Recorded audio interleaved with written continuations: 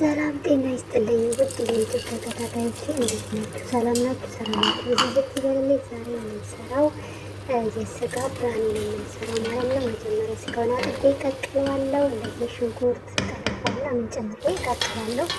ከቀቀልኩ በኋላ ሽንኩርት ወደ ጨምሬ አቁላለሁ ማለት ነው። እንደዚህ ካቁላለሁ በኋላ ይኸው ስጋ በስሎልኛል። ሽንኩርቴን በደንብ አድርጌ ከላርጌ እንደዚህ ካቁላለሁ በኋላ ስጋውን የበሰለውን ጨምራለሁ። ነጭ ሽንኩርትና ዝንጅብል አንድ ላይ ተደባልቆ እንጨምራለን ማለት ነው። እዚህ አቁላላለሁ። ቅመሞችን ጨምራለሁ። ጥቁር አዝሙድ፣ ፍልፍል ባሪክ፣ ከሙን እንደዚህ የተለያዩ ቅመሞች ማለት ነው። ስጋ እንጨምራለን፣ እንከድናለን።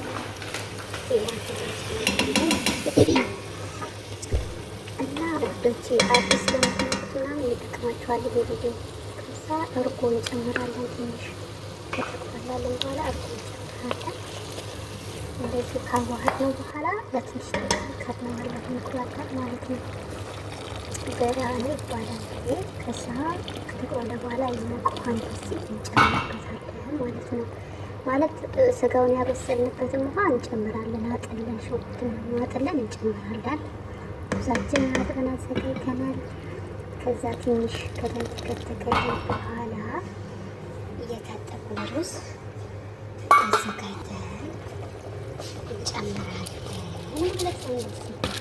ከዛ እንጨምርና ውሃውን በመጠኑ አድርገን ለተወሰነ ለ20 ደቂቃ ምናምን እሳቱን ቀነስ አድርገን ሩዙን እናበስለዋለን ማለት ነው። አንድ ላይ ልክ ድርቅ ብሎ ሲበስልልን ከዛ አውጥተን ማጥራት ብቻ ነው ማለት ነው።